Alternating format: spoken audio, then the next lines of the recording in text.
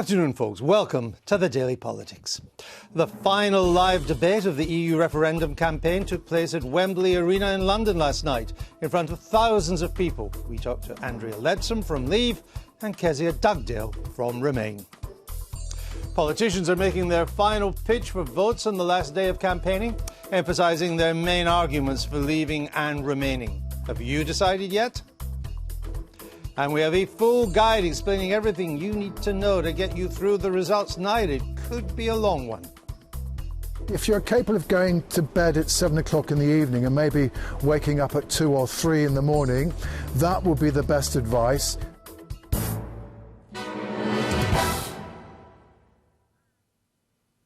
So you even get sleeping advice on this programme. I mean, I don't know what more we can do as a public service broadcaster.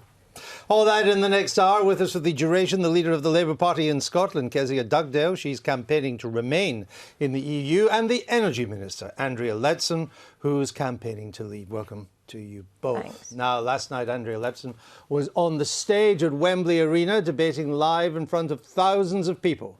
It must have been quite some stamina you've got there, Andrea, because you're now on the Daily Politics as well. The BBC's Great Debate featured almost 2 hours of questions on immigration, the economy, sovereignty. Let's give you a flavour of what happened.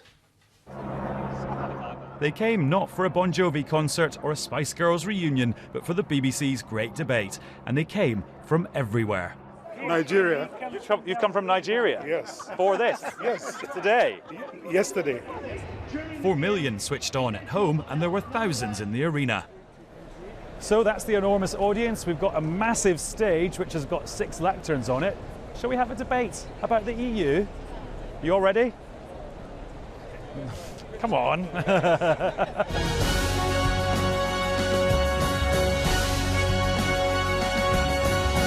They perked up as the credits rolled, and straight away it was blue on blue as the Conservative panellists clashed on the economy. Small businesses are the backbone of our economy, and I know that some people can find the EU a bit frustrating and fussy, but what it does, it provides a level playing field so that you can't be undercut by other companies in other parts of the world. That's why 8 out of 10 of the CBI's small business members want to stay in the EU. Most economies can agree free trade deals within 2 years. The European Union is taking 10 years or never at all. Why? Because 28 member states cannot even organise a takeaway curry, let alone what they're going to do on free trade with the rest of the world. Then it was mayor on ex-mayor over war and peace. It's not a choice between the EU and NATO or the EU and our allies. We can still have a special relationship with the USA and be in the EU. And tell me this, any one of you, which one of our allies, USA, Canada, New Zealand, Australia, which one of the NATO members is encouraging us to leave the EU? The European Union is not keeping up with the deal. It is creating unemployment in Greece. It is outsourcing its border control to Turkey. It is undermining NATO by trying to duplicate the same structures. And there was a to-do about the number of immigrants in a Brexit Britain. And I think the Leave campaign is selling people a big con, because you're not promising to reduce numbers. You have never promised to reduce numbers. Has the Leave campaign ever promised to reduce numbers? What we said is you take back control and you can decide. No, but hold on, let me finish that. Outside, a choir sang about love. On the second debate stage, there was definitely passion. I think it's a bit rich that the Remain side are so devoid of any arguments that they have to smear us as racists and bigots, because we're not. Because we love our country. I went to a business in my constituency last Friday, and they are a small business. They're exporting to Romania. They have a contract to provide play equipment over there. That contract is entirely contingent. There's a clause in that contract that if we vote out on Friday, they lose that contract. Okay. That's the case for hundreds of businesses across the country. As the clock counted down to the finale, Boris Johnson got the last word and a standing ovation. If we stand up for democracy, we will be speaking up for hundreds of millions of people around Europe who agree with us but who currently have no voice. And if we vote leave and take back control, I believe that this Thursday can be our country's Independence Day. In the spin room, Leavers reckoned they won on passion. Remainers felt they'd caught them out on immigration. What about the punters, though? The Brexiter campaign is predicated upon standing on the top of a cliff. They don't know how steep the cliff is, how large the drop is going to be, or how deep the water is at the bottom. Okay. But they're going to jump all the same. I think it's ridiculous that they can get at the Leave campaign, but they've got no solution themselves either. Right, well, thank you very much. What an amazing night. Even I managed to draw a huge audience. Thanks very much. Adam there, a unique event for him. About 4 million people tuned into that debate last night. More will be watching it on iPlayer, on Catch-Up TV and, of course, online. So, Andrea Ledson, what was it like making an argument in front of 6,000 people in the hall, never mind the millions at home? There was a huge amount of noise, and interesting, just looking at your clip there, it didn't pick it up on the TV. No, the noise didn't come through. I watched it live. Yes. And you could sense there was a lot of noise, but it didn't stop us understanding all 6 of you up on the platform. Good. Well, I'm really glad to hear that. I mean, it was a very serious debate, this issue about whether we choose to control our own economy, our own democracy, or whether we outsource it to Europe, is a fundamental one. Sure. And it's something, we've got 24 hours to go. Most of the pundits seem to think that Ruth Davidson, the leader of the Scottish Conservatives, and Remainer was the standout performer. Do you agree? Very hard to tell when you were there, actually. I was very pleased with our performance. I thought that we made the case extremely well. I was very disappointed that Ruth challenged me personally, in fact called me a liar, on the subject of the number of rules and regulations that come out of the EU. In fact, the House of Commons records show that in 2013 it was 60% of rules and regulations, which is what I said. Not laws. I'm sorry? Not laws. Not lots. No, not laws. Laws. Not acts of Parliament. I said rules and regulations. Statutory instruments and so on. Rules Were you surprised when she called you a liar? I mean, she's the same party as you. It's a blue-on-blue attack. It's not, it's not that you're mistaken. She didn't say you were mistaken or you got that wrong or you should go back and do your homework. It was effectively, you're a liar. It's not what I would have done. It's not what I would have done. I don't, I don't call people liars. Okay. I think people do make mistakes from time to time. But on this, you believe it wasn't just not that you were lying, but you also think you got the facts right in this case. Yes, yes. On the number of statutory instruments and regulations that are related to the EU. The biggest cheer of the night was for Boris Johnson at the very end. Were you surprised by that? Just a little. I think for me the standout performer on the night was undoubtedly Ruth Davidson, and who knew Scotland could play so well at Wembley. So it was been a long while. It has indeed. And we didn't steal the goalposts or the net this time. So it was cheering, and I think actually Ruth Davidson has been waiting a long time to tell some cold hard truths to Boris Johnson. And I hear what Andrea says, but there was an inference, an implication to what you were saying about the number of laws coming from Europe. I know you said rules and regulations, but you'd like people at home to believe that it's bureaucrats in Brussels that write our laws rather than us. Well, it's just not true. In the past few years, just 13% of our actual laws, Andrew, even mention the word Europe. By that you mean acts of Parliament? Absolutely. Okay. And I think that's what your everyday voter thinks we mean by legislation itself. Really importantly, as City Minister and now as Energy Minister, all day long, I'm told you can't do this, you can't do that because of the EU. If you want to make this policy decision, we have to go to the EU for state aid clearance. That could take up to a year, and in the meantime, you can't do anything. So all day long, I'm being told that the EU is influencing our ability to make decisions. Okay. Look at VAT on fuel bills. All right, we're going to come on to some of the substance in a minute. I want to talk about the last night's debate, though, beforehand. The Remain put up Sadiq Khan, the Labour Mayor for London, and Francis O'Grady, the head of the TUC.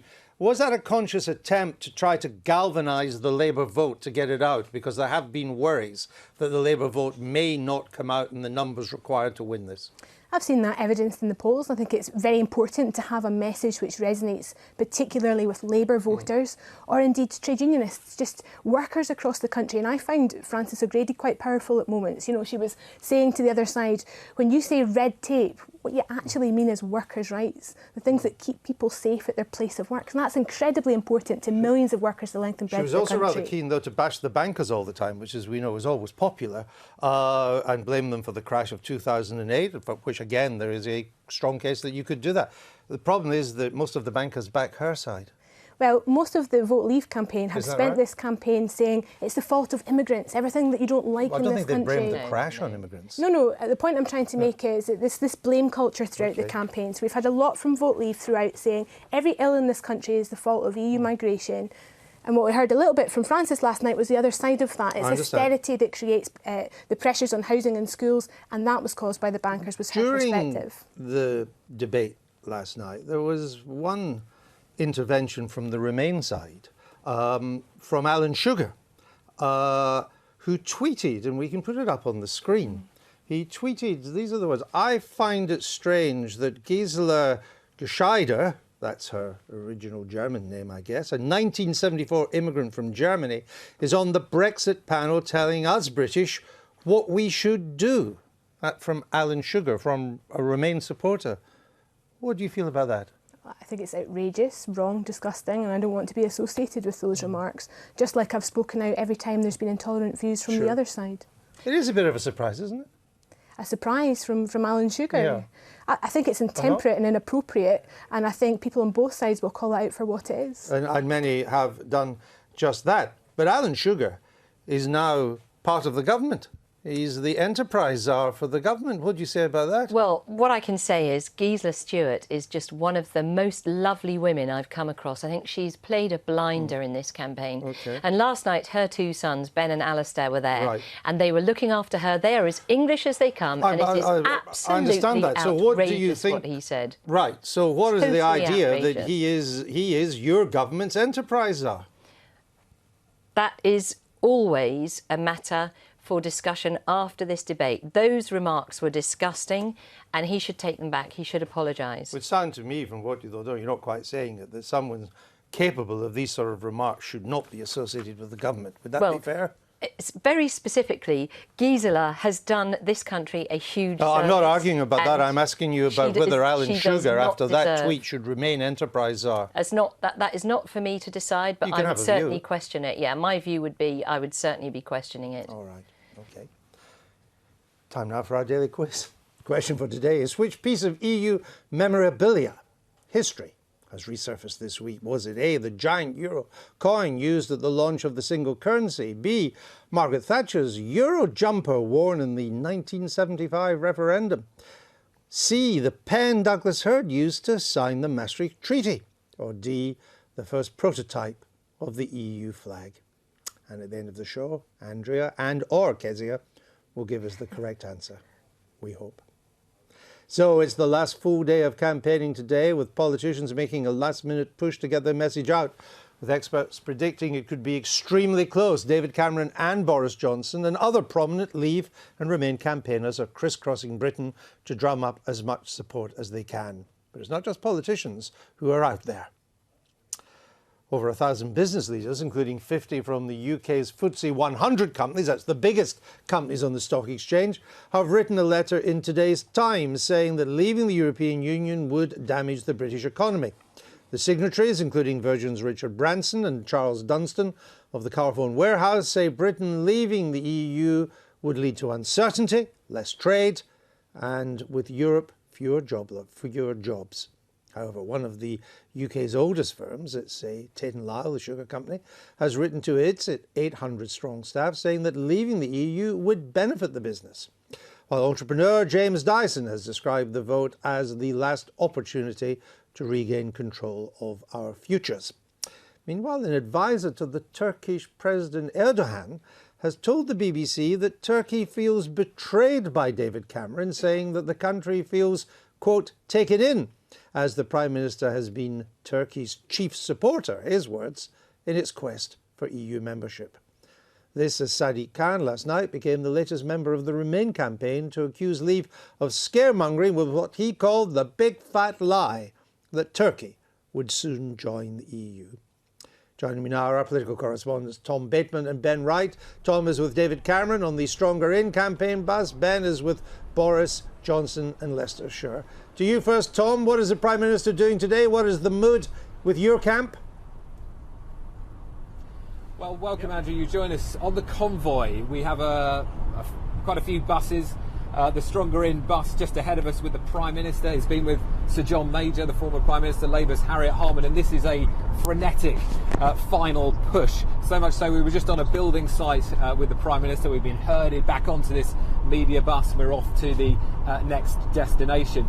I think the message that the Prime Minister has been getting across today and will push even harder is about the economy. We've heard it throughout this campaign, and it is no surprise that what he's spending the whole day today doing is visiting small businesses. Just been on a construction site where they're building houses for workers who are going to be working in this area at the new Honda plant down the road in tech industry in Swindon. They want to hammer that message to the voters. But we've had a bit of the kind of good cop, bad cop. Sir John Major, the sort of unlikely sledgehammer during his speech earlier on. He was laying into his opponents in the Leave campaign, accusing them of being the grave diggers of Britain's prosperity and saying if there was a vote to leave that they would have questions to answer.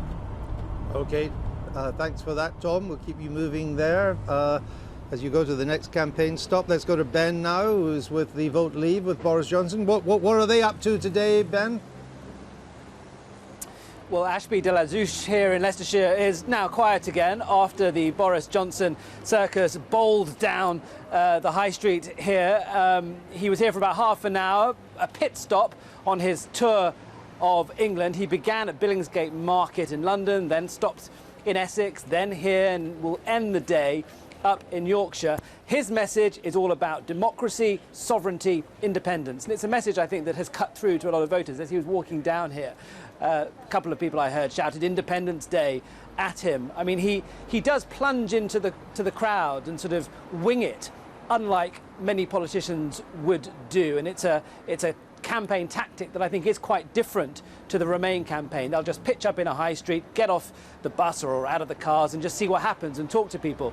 I mean, this feels like quite a Leave-leaning sort of place. There are union flags everywhere. The voters I've been speaking to, the majority are convinced Britain needs to be out of the European Union. But Boris Johnson was also harangued, particularly by one young man who said if there is an economic downturn, if the prospects of young people are harmed in the future, then Boris Johnson will get the blame.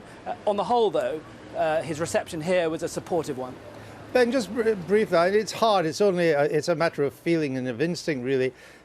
With the Vote Leave people, do they feel that they're now struggling a bit to regain the momentum they had maybe a week ago? Do they feel that they're having to come from behind? Do they still think they can win? I think they certainly still feel that this is winnable, although undoubtedly the momentum that was felt at the beginning of last week was stopped and they're having to regain it now. And I think they feel that this could go either way. They feel this is exceptionally tight. They feel it's about turnout. And my hunch, having talked to people here, is that there are still a lot of undecided voters. I've been speaking to people in shops, walking around the streets, who said they've been looking at these competing arguments now, listening to them for weeks, confused by some of them, not sure which way to go, and it will be a hunch they have when they get into the polling booth tomorrow that will determine what box they tick. And I think it's that. There feels to be a huge number of undecided voters still that make both campaigns realise this is very unpredictable, very tight, too close for either to call with any confidence. All right, Ben, thank you very much for that, Ben, right there with the Vote Leave campaign. Andrea Leadsom, there are clearly business people who are on your side of the argument, and we name some of them in our introduction here. But it's only fair to say that the majority of major businesses in this country are for Vote to Remain, aren't they? Yes, they are. And of course, what we're talking about here is the senior chief executive officers of big businesses. And let's be clear that when Stuart Rose, who chairs the Stronger In campaign, appeared before the Treasury Committee to make the case for remaining, he said the trouble with leaving is that it will mean a pay rise for British workers. Wages will go up for British workers. And of course, the point is that people who run big FTSE 100 companies do not have to face the struggle against wages going down, for a good school place, for a doctor's appointment. They don't have the same challenges as the people in this country who are having to choose. But it's more than just the FTSE 100. Many of the FTSE 100 have operations overseas anyway. It's become a commodity exchange, not necessarily representative of British business here. But 1,285 business leaders, a lot more than the FTSE 100, they employ 1.75 million people. They're backing Remain. They're not all fat cats. OK, well, you know, small and medium enterprises make up 99% of the businesses in the United Kingdom. And there are many surveys that show that 75% of them believe that the UK should take back responsibility for negotiating free trade, something that the EU has been disastrously bad at. And a majority of small businesses on a broad scope, not on CBI numbers or Federation of Small Business numbers, but actually the small businesses of this country, they believe we will be better off or not worse off if we leave the European Union. And they, the small and medium enterprises, employ 16 million people in this country. So they are the entrepreneurs, they're the wealth creators, they're the people creating the jobs. Not clear that the majority of them want to leave. I agree with you that there's a higher percentage that want to stay, but the British Chambers of Commerce, I think, would not agree that there's a majority. The Remain team focused a lot on the economy last night. One of the big arguments has been, what would our trading relationship be with Europe if we were to come out of the EU, on what terms and conditions? And the Remain people have said they may not be advantageous to us compared to what we have now. But we learned today that the head of the German CBI, the Federation of German Industries, so the equivalent of the CBI, has told the BBC that erecting any post-Brexit trade barriers would be, quote, very, very foolish. And that what he wanted, what the German industry would want, is a trade regime that allows current trade to continue as it is. Yeah. That's a powerful lobby in Germany, as you will know. Well, to continue as it is means that there's a set of conditions that come with that. For example, the free movement of people, which is what Andrea is trying to stop in many senses. So the economic argument, I think, is absolutely unanswerable. It's compelling for why we should remain part of the European Union, which is why the Leave campaign have spent the last week and will spend the next few hours trying to get the debate back onto issues of immigration, because they know the economic... But I want to stick with trade, because this would suggest, and you will know in Germany, the German Industry Federation is actually much more powerful with a Christian Democrat government than the CBI is with this Tory government. And there you have the most powerful voice saying that he would like trade, even if Britain leaves, to continue on broadly the same terms. So that would suggest that a lot of what your side has been saying may not actually be true, that there could be a big constituency in Germany that would like us, even if we come out, to continue trading on the same basis. Well, it's a very powerful voice, but it's yet again just one of the 27 other nations of Europe that would have a view on this particular issue. And what I would say to you, Andrew, is that it's for the Leave campaign to prosecute the case here, much in the same way it was for the Yes campaign and the independence referendum to prosecute their case for change. And there's just so much risk associated with what Andrea is arguing. Risks to jobs, risks to the economy, risks to workers' rights. And my view is it's just not worth it. Your side, Vote Leave, is distributing leaflets that state on Turkey that it is, quote, set to join the EU. It's not set to join the EU, is it? Well, our government's policy is for Turkish accession. We in this country will be paying up to £2 billion between now and 2020 to contribute to the preparations for those 5 accession countries to be able to accede to the EU. And the European Commission, just in recent weeks, has been saying they're going to speed up the accession preparations. So, yes, you know, but even so, it's not set to join. No, but I understand. No, but Andrew, I mean, so far it's passed one of the 35 hurdles Andrew, it has to pass. I perfectly understand that it is British, and we'll come on to whether Mr. Cameron has been entirely honest with us on this matter. I perfectly understand it is British policy that Turkey should join, but the phrase set, if I'm set to do something, I'm about to do it.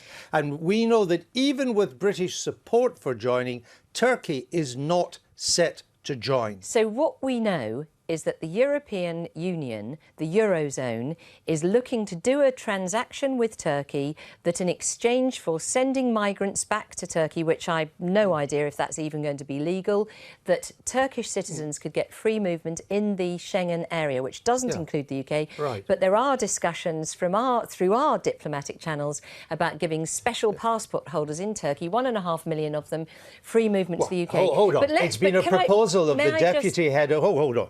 It's been a suggestion seen in leaked diplomatic cables from the deputy head of mission in Ankara. So you're saying that person counts for nothing? No, I'm not. I'm saying that that person, and I think it's a she, does not determine British government policy on this. Can we it be was clear? An idea floated by a diplomat. Yes, but can we be clear? This referendum is not for the next couple of years. So what time frame would be reasonable then? If this referendum is for a generation, which is what we understand it to be, it's been 43 years since we last had a referendum on this subject. Are you saying to me then that it's not going to happen in 43 years? No, I didn't say it. No, let's get it clear. I didn't say that to you. I said it is not, I put the proposition to you, it is not set to join. Well, that actually, you know, that terminology is very important because, as you've just said, the first chapter is being dealt with. We, British taxpayers, the chapters were opened in 1987. Yes. They've only made one of 35. But the European Commission is speeding up their accession plans. Well, Our Prime Minister has been very clear. They'd have to be the Grand Prix and isn't it to be set to. Isn't it interesting how when the EU gets in a problem, as it has with migration, anything can happen? If it suits the Eurozone to deal with their migration crisis by allowing faster Turkish accession, that is what they will do. You see, there is a problem. That very clear. There's a problem. Leave may well be wrong that Turkey is, quote, set to join. In other words, that it could be imminent, even by 2020, even by 2025. But there's a problem for the Remain people here, and it's to do with trusting the political elite. Because Mr. Cameron has said one thing to the Turkish people. In 2010, he was pledged to fight for their membership. He was going to be the bridge between Ankara and the EU. We've even heard from a Turkish diplomat on Newsnight last night. We thought Mr. Cameron was our chief supporter in our quest for EU membership. We are really, really flabbergasted. He's now talking about the year 3000. This goes to the heart of trust in the people who govern us, doesn't it? I think that's a fair point. I think there's a much more fundamental question here as well, which is how we as the political class talk about immigration in the round. And stick to Turkey. Stick to Turkey. Well, that's exactly what I'm doing here because, you know, Andrea hinted at it there. There's potential of 1.2 million people in Turkey on their way to our borders now, and that is a tremendous, you know, thing for us all to consider and worry about. But we actually need to take a step back and say, EU migrants coming to the United Kingdom make a valuable and hugely positive contribution to our economy. I want you to stick with Turkey because that's what I'm asking you about. There's been a tendency throughout this campaign on both sides. You ask a question, then you generalise it to ground you're more comfortable on. Let me ask you this. Is it the Labour's party position that Turkey should join the EU? Well, we're of the view that the European Union should be expanding. There are 5 accession countries with processes underway just now. As you said, Chapter 1 of 35 No, but are you in chapters favour of is Turkey underway. joining the EU? I'm a passionate, proud, pro-European person. Of course, I believe in unity across Europe. You will get a strong argument from me in that regard. So you are in favour of Turkey joining the EU? I don't fear greater EU migration in the way that Andrea does. Why can't you just give a simple yes or no? Do you support Turkey's membership of the European Union? Right now, no, because I don't believe they would pass the human rights test. Well, 35 chapters, many of the most difficult and challenging chapters are yet to be resolved. So I don't think anybody can feasibly say that the case has been made at this time. But you're a supporter? You would want to help them? I'm a supporter of the European Union and the idea of sharing solidarity and sovereignty across Europe. Right. I've got one final question for you, because you said that politicians should be honest about migration. Yeah. When Jeremy Corbyn told the BBC on Sunday morning that you could have no upper limit on migration if you have free movement, which is what we have in the EU, that was honest, wasn't it? Yes. The principle of it So there can be no upper sound. limit on migration? Yes, and we should be honest about the value of EU migration to our country and have a much more principled stake on that. So no upper limit? No, I don't need examples. I just want to clarify, no upper limit. What Jeremy Corbyn said on Sunday, I believe, is right. Right. So even if it was 500,000 net, 600,000 net instead of the current 330, there would be no upper limit. Well, of course, there are conditions tied to that in terms of the benefits that people are entitled to when they come to this country. About but the principle of it, as articulated by Jeremy Corbyn on Sunday, I believe to be right. It's easy for you to say that, of course, isn't it? Because almost no migrants go to Scotland. 180,000, 3% of our population. How many went in 20%, 2014? Hang on, 20% of those live in the city that I'm proud to represent. But so as that's a why I'm able to proportion, say to you that the arguments for no, it's migration easy are for you strong. to say it because, as I say, hardly any migrants go to Scotland. Out of the 260,000 net that came to Britain in 2014, how many went to Scotland? I don't have that figure. 8,000. 8,000 out of 260,000. Why do so few migrants choose to go to Scotland? Well, it's not the experience of the city that I represent. No, but I've given you the figures. I can't answer that for you. Where do most of them go? I would argue possibly London, where there is a very positive attitude towards EU migration and a great value to it. I don't think there's a sort of clear geographic divide here. Okay. Now, could the weather swing the vote tomorrow? Popular belief is that rain keeps voters away, but what will conditions be like when polls are open between 7 a.m, 10 p.m. tomorrow? That's when you've got to vote, if you are going to vote. Will the sun be shining in Kezia Dugdale's Edinburgh or Andrea Leadsom's South Northamptonshire? With polls so close, here's the BBC's staff Danos with all the important weather forecasts. Steve.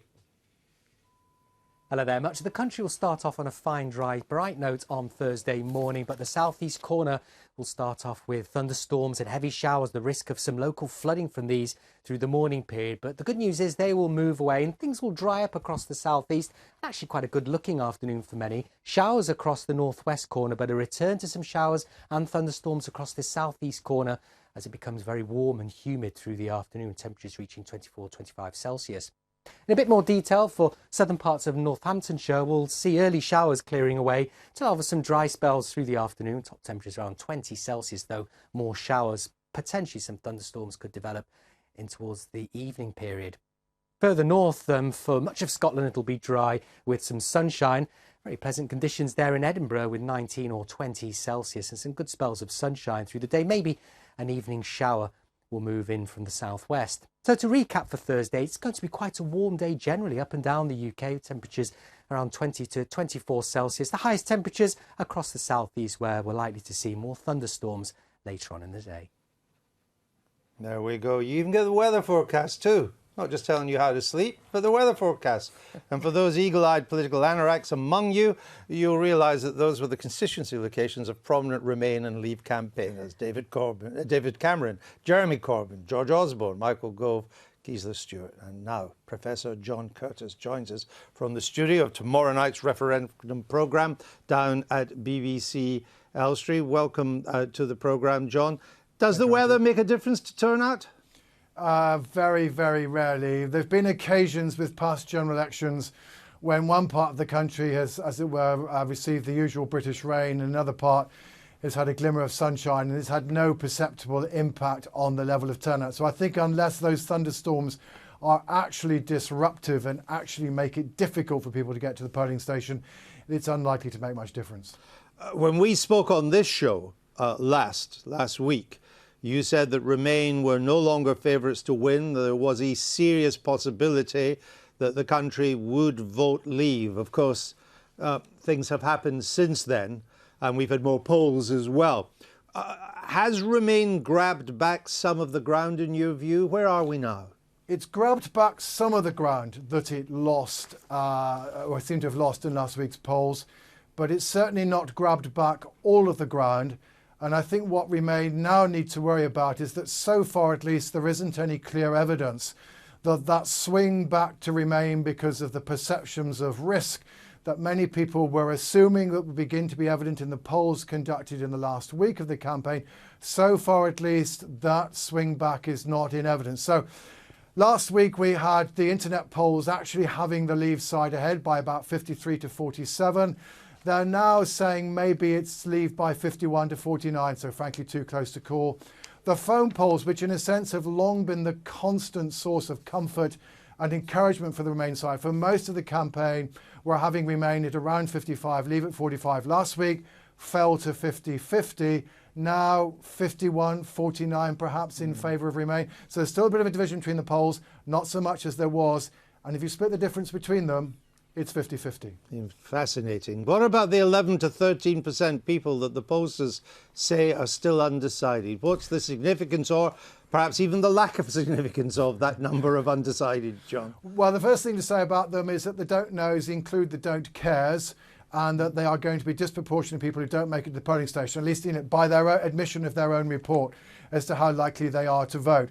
Beyond that, it looks as though they are rather more likely to remain than they are to leave, but not dramatically so, maybe the order of 3-2. And you should bear in mind that quite a few of the opinion polls are already factoring in these folk into their headline estimates. So some of the opinion polls, actually, once those folk have been factored in, the number of don't knows that are left is pretty minimal. It can be as low as 5, 6, 7%. Just one final thing, John, because I think many people are curious. I know I've been asked it a number of times. There will be no exit poll tomorrow night when the BBC goes live on air, I think at 5 to 10 on BBC One. And of course, people have been asking me because, of course, the exit poll that you supervised was such a watershed moment in the general election last year. People will never forget that, particularly Paddy Ashton, who I was interviewing, still hasn't eaten his hat, I don't think. But there will be no exit poll. Why not, John? Well, remember, Andrew, that the secret of the exit poll, it's crucial to us being able to get it right, is that we go to wherever possible to the same polling stations as we went to 5 years previously, because, of course, we know from the previous exit poll how those places had voted. We now know how they voted this year. And the methodology of the exit poll is essentially about trying to estimate the change in party support across the country on the basis of that information. And we go down that route because, unlike most countries, we don't have precinct level counts. We don't count the votes at polling station. Therefore, it's very difficult to be sure that any set of polling stations is actually representative of the country. The difficulty, therefore, with doing an exit poll on this occasion is that there is no last time, or at least it was over 40 years ago, and therefore irrelevant. And that, therefore, we could not replicate the methodology, which is, look, we will look at the results this time, look at what happened last time, and use that information. There is only a this time. That means you're dependent on getting a right sample of polling stations, and frankly, we could not be confident of doing that. All right, John, thank you for explaining that. Good luck tomorrow night and Thanks through the night. Looks to be a long night. I hope you'll still be awake when I come on air on Friday morning and get a chance to speak to you then, when we should probably know all the results by then. Thank you, John Curtis there. Now, polling stations open at 7 in the morning tomorrow. They close at 10 tomorrow evening. But when will we actually find out the result? Here's our Ellie with a guide to everything you need to know about the night.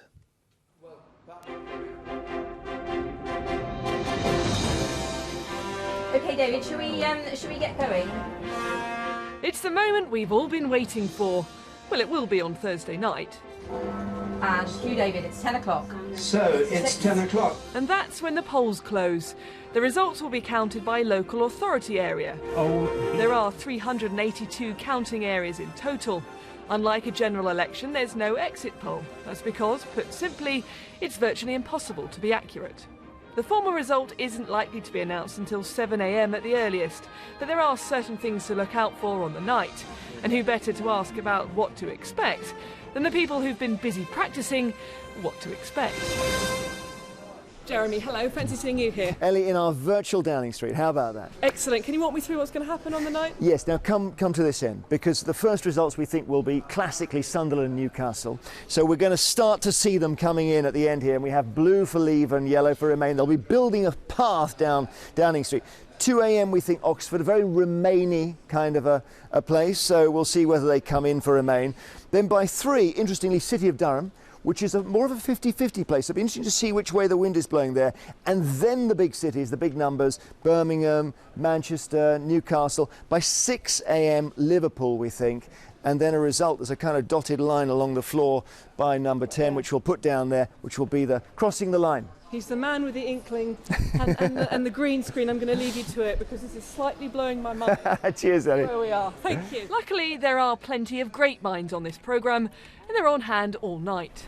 So, John, for those poor people who have to go to work on Friday, should they go to bed early and get up early, or should they just stay up late and then hope to get a late night? Well, I think probably the best advice is if you're the kind of person who's capable of going to bed at 7 or 8 in the evening, go and do that. Set your alarm for no later than about 2 o'clock.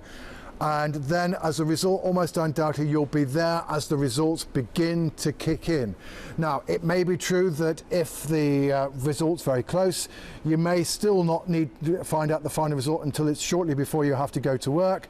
But if, on the other hand, it's pretty clear who's going to win, probably by not long after 3 o'clock, you'll be able to go back to bed and get the rest of your sleep.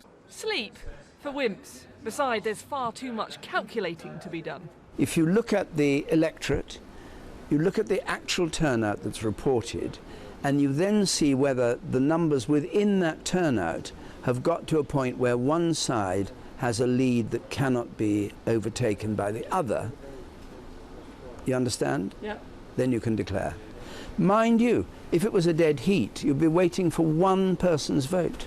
And that could happen. Well, of course it could happen. I don't know what the odds are, but of course it could happen. One vote determines it. The results programme will be on until 9 a.m. The only thing that is certain in this referendum is going to be a long night. Kezia Dugdale, there are 32 counting areas in Scotland. Mark our card for us. What area should we look for in Scotland when the results come that would be a good result for you, that would suggest that you're going to win? Well, I think everybody assumes that Edinburgh will be very strongly Remain. The bookies stopped taking bets, I think, on the idea that Edinburgh might be the city with the largest Remain vote across the whole of the United Kingdom. More interesting areas might be Aberdeenshire, for example, where you've got larger farming or fishing communities. And they've been quite hostile, haven't they? It's very mixed, actually, because, for example, the Scottish Fishermen's Federation are neutral on this because, on the one side, whilst they don't like the fishing policy, they do like the free trade. So that would be a very interesting area to look at in particular. What will you be looking for on the night of areas? I mean, on the Scottish referendum, when I think the Borders were the first area to declare, and we always knew the Borders were going to vote for the Union, but they did so in such huge numbers that we began to think, oh, well, maybe something's happening here tonight. What will you be looking for that could guide you? Yeah, I'm not an expert in this area at all. I mean, I genuinely think this is so close. I think, generally speaking, the people who want us to leave the EU and take back control have a greater passion for it. So I think they're more likely to turn out. That's the differential turnout. Yes. Is your hope. That would be my hope, yeah. South Northamptonshire, that's your constituency, isn't it? John Curtis has prepared this guide there are 382 counting authorities altogether across the United Kingdom, and he's listed them on how likely they are to vote to leave or remain. Mm-hmm. Where is South Northamptonshire? Well, it used to be about 50-50 early on, but certainly my experience of public debates and so on has been overwhelmingly voting to leave. So well, your experience would seem to be right. John has put your area as 134th most likely to leave, right? Which means that you're in the top 50% of likely to leave. The answer to Lothian is pretty easy, isn't it? I'd hope it's a very strong Remain. You hope it's a strong Remain. It's a pro-Remain area. It's coming in around 322 out of 382. In other words, it's in the top 15% or so of people that vote to Remain. Where are you going to be on the night? I'll be in Glasgow, actually. But isn't it interesting that an area with such a high proportion of EU migrants is voting to Remain? Lothian? Yeah. What's the proportion of EU migrants? So we were talking earlier about the statistics, but 20% of EU migrants in Scotland live in the Edinburgh area. That includes the students? I suppose it would do, yes. Yeah, of which there's a lot. It's a great university it's a great town. thing. Not as great as the university town, of course, that you're going to spend the night at. Where will you be on the night? I'll be in South Northamptonshire with a megaphone tomorrow and then coming back to London tomorrow night. Yeah. Very well. And a soapbox. And a soapbox, OK. Right. Now, soon all the discussion and debate will be over and we'll know the outcome of the referendum. At least I think we will. The beginning of the campaign 4 months ago seems a very, very long time now. So here's our look at the highs and the lows of the campaign. 3 years ago, I committed to the British people that I would renegotiate our position in the European Union and hold an in-out referendum. I'm calling on behalf of the Vote Leave campaign. Vote Leave campaign. I will be advocating Vote Leave. The European Union, many warts and all, has proved itself to be a crucial international framework. This is this morning's Sun headline. Queen backs Brexit. It's nonsense. It's not true. I couldn't be clearer than that. I think it is wrong that money that should be spent on priorities like the NHS is being spent on Euro propaganda. A vote to leave the European Union could have material economic effects. The shock to our economy after leaving Europe would tip the country into recession. Well, when I heard that, I did think of Pinocchio and the nose growing rather long here. Our focus is in negotiating with a big bloc, the European Union, to get a trade agreement done. And UK is going to be in the back of the queue. Well, we can listen to the President of America if we choose to. The last time we did it was George W. Bush telling us to go to war in Iraq. I rather wish we hadn't. You cannot sell bananas in bunches of more than 2 or 3 bananas. I think the strain of the campaign is beginning to tell on him. I think his judgment is going.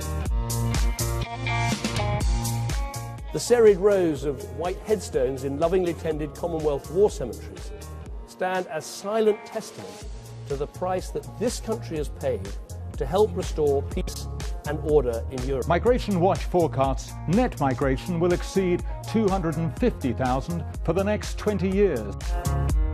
I think their campaign is verging on the squalid. I am staggered that Boris Johnson is standing here tonight still defending this £350 million a week. Get that lie off your bus. The European Union just isn't working anymore.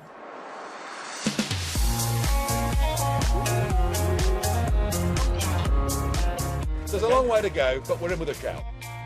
Campaigning for the referendum has been suspended, and there's been a vigil for Joe Cox at Westminster tonight. And you can't win, you can't fight if you're not in the room. This Thursday can be our country's Independence Day. Well, your campaign hasn't been Project Fair, it's been Project Hate as far as immigration is concerned. There's nothing patriotic about putting people's jobs at risk. Vote leave and take back control. From the SSE Arena, Wembley, good night from all of us. So there we go. That might bring back some memories for you of this referendum campaign. When this campaign started, there were many people that said, oh, I'm not that interested. The turnout will be low. Why are we bothering to have it? It's essentially blue on blue kind of argument that's going. Tories are divided on this, so let's have a referendum, the way Labour was divided in 75 and had a referendum. It's actually turned out to be a pretty lively, robust campaign, hasn't it? Yes, it's become more lively in the closing days, without question. I would say, though, it doesn't have that the same atmosphere that the independence referendum did, and I don't think we'll see the same levels of turnout tomorrow. I think that'll be quite interesting. But there have been many other parallels between the two referendums. The playbook of interventions from, the IMF to Obama to David Beckham. You could almost predict what's going to happen. There have next, been similarities, but the turnout in the Scottish referendum was unique, really, wasn't it? 85%, yes. And a very compelling result as a consequence of that. You felt really that the people had spoken. I hope that we do get a strong turnout tomorrow, because I don't want to go through this again. I don't think many people do. We've got to put this issue to bed and get back to normal politics. When it started, I wondered whether the turnout in the last general election was 66%. I wondered whether the turnout tomorrow would be just in the early 60s. But after this campaign, it may be higher. It may be more than the turnout in the general election. This is an issue about who governs you. It's absolutely profound. This has much more of an impact on our children and grandchildren's future than a general election. This is a decision for a generation, and remaining is an incredibly risky option. So people do need to weigh this up and see what works for them. OK, so you still get these little bits in. You ask for just a bit of analysis, but you get the push of their side. We're joined now from College Green by the political editor of The Guardian, Anushka Asthana, and the James Kirkup from The Telegraph. Anushka, let me come to you first. Give me your impressions of this campaign. What surprised you? What's your main takeaway from it? Well, that it got a lot messier than anyone expected it to become. I don't think when David Cameron signed up to this, he expected it to be quite as difficult as it was. There were some panicked moments, particularly last week for the Stronger in camp and for Downing Street. I think they thought, first of all, might they lose it? And secondly, did he really expect to be on the opposite side to Michael Gove and Boris Johnson in such a vocal way? I have to say, we saw the Prime Minister yesterday and I felt that there was more confidence in the room. They clearly think that it is swinging their way.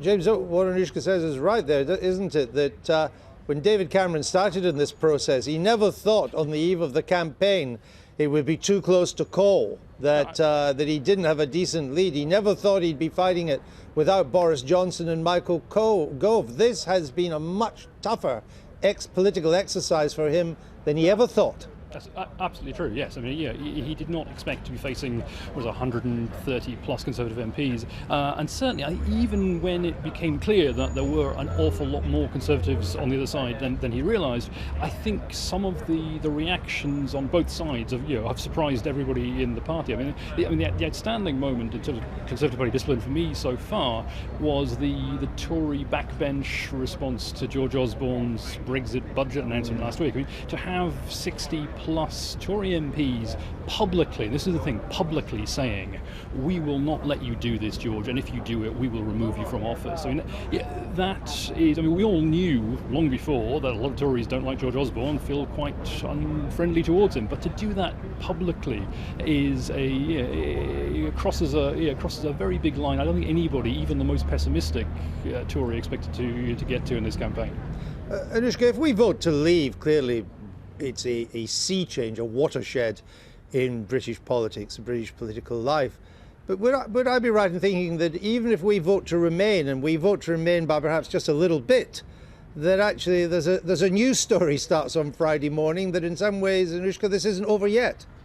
Yeah, I mean, I think that David Cameron and George Osborne, as James was saying, have tied themselves very, very closely to this Remain campaign, and they have gone in very hard. That punishment budget that he was talking about has infuriated backbenchers. Other things too, the £9 million on the leaflet, one MP telling me he was incandescent about that. In some ways, the most dangerous outcome for David Cameron on a personal level could be a very narrow Remain victory, because there's going to be a lot of people who are very, very upset about his tactics. Now, the question will be, can enough of them come forward to try to actually destabilise his leadership? I think it will be very difficult for him to pull the party together. That said, some people say the Conservatives, they come together very quickly when they need to, which I think normal people probably find quite difficult, because politicians seem to be able to do this, whilst if I'd had a massive row with my friend for the past however many weeks, I think I'd be a bit grumpy about it. I know the feeling. I'm exactly the same, Anushka. Finally, to you, James, a proposition to you for a quick reaction. If it, regardless of what the Prime Minister is saying at the moment, if it's vote to leave, the Prime Minister and the Chancellor are almost certainly gone by the summer. Yeah. If it's vote to remain by a small amount, he doesn't go right away, but he's still they're both still the walking wounded, are they not? Yeah, well, David Cameron has already ended his own premiership. He told us during the election last year that he wasn't going to serve beyond the end of this Parliament, and that means he cannot go on beyond 2020. Chances are he'll be gone by 2018, regardless of how this vote works out. I think it's quite likely, as Anushka says, if we get that narrow vote, it's perfectly possible, given the strength of feeling in the party, given the number of Tories who frankly will not be happy with a Remain vote, because they will feel the campaign was conducted unfairly and almost illegitimately. I think that will stoke up potentially such anguish, such anger in the Tory party, that if by the end of this year even you see David Cameron making a statement saying, I'm now beginning the process of my retirement, it will not be a great surprise. It won't go, I don't necessarily mean he'll go this year, but I think we may well see some statement on the beginning of the end before the year is out. We shall see. We'll leave it there for now. I hope to see you both on the morning after the night before on Friday. So both sides are busy scrambling grassroots volunteers to encourage people to vote tomorrow, get the vote out. But how does getting the vote out differ from the usual general election or local election systems? Referenda are a more common affair in the United States. They have lots of states. They don't have national ones, but lots of states have plebiscites, and they determine all sorts of things, from taxes to who the dog catcher should be. We're joined now by the American referendum expert, Jerry Gunster. How is it different? Because you've got, in an election, you've got the party machines that get the vote out. How does that work in a referendum?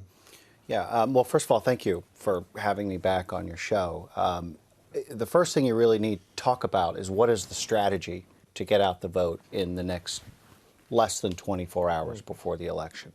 And the strategy right now with a referendum campaign has to be, how are we going to get our supporters out to vote? And the time for persuasion is over. It's now a logistical matter. It is over. People are starting to make their mind up with every minute that goes by as we get closer and closer to. So how do you get the vote out? So there's a couple of things you need. So understand what the strategy is, first of all. And then the next part is then what are the mechanics of actually getting people out to vote? And there's a number of areas that I am sure both the Remain side and the Leave side are spending a lot of their human resources and money on. One has to be canvassing. You've got to get groups of people together, volunteers, and literally go out and talk to your supporters with a very soft sell. The soft sell being, here's the address for your polling station. Please go out and vote tomorrow. And maybe one message about what it is that you are trying to articulate on your position. Clearly, you're not going to reach tens of millions of people with the canvassing effort. So again, I suspect and know, actually, that both the Leave and the Remain have their phone banks cranking. They should absolutely be calling everybody that is on their ID'd list as already being supporters. To galvanize them to come out. At this point, forget about the people that are headed in the other direction or that are even on the persuasion. Your job is one thing, get them out through canvassing, through phones. And now the third piece is the technology that's out there is absolutely wonderful. With the lists that people have, Leave EU and all of Vote Leave and the Remain side, I would suspect they've got hundreds of thousands of, if not more, people in their database. Emailing, texting, social media, it all should be all the digital all this digital stuff should be driving people out. And you have to make it easy for them. Well, if you take all that, yes. Can you tell us, do we know yet whether Vote Leave or Vote Remain have the better get out the vote infrastructure? Well, look, I mean, one of the things that I've seen is I look at the numbers, right? I mean, look at how many people have on the database and things like that. And if you look at Vote Leave and if you look at Leave.eu, that's 750,000 people that are in their database. I mean, these folks Is that more than Remain? That's a lot. I believe it is more than Remain have in their database. As long as they're able to understand not to waste your time or your money on people that aren't with you. Now, the last piece is visibility. Very briefly, we have to move on. Visibility. Got to have signs. It's a psychological impact. Very well. Listen, we thank you for that. Thank we you shall see what happens.